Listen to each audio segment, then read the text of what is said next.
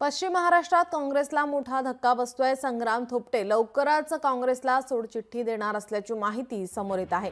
संग्राम थोपटे भाजपात प्रवेश करण्याची शक्यता वर्तवण्यात येते। संग्राम थोपटे लवकरच भाजपात जाणार असल्याची माहिती सूत्रांकडून समोर येते। काँग्रेसचे आणखी काही बडे नेते भाजपाच्या संपर्कात असल्याचं बोललं जात आहे। पुढील आठवड्यात संग्राम थोपटे यांचा भाजपामध्ये प्रवेश होणार असल्याची माहिती सूत्रांकडून मिळत आहे।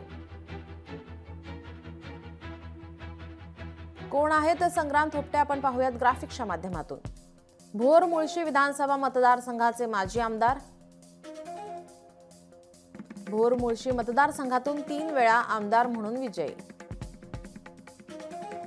वडील अनंतराव थोपटे काँग्रेसचे ज्येष्ठ नेते आणि माजी मंत्री। 2024च्या विधानसभा निवडणुकीत संग्राम थोपटे यांचा पराभव।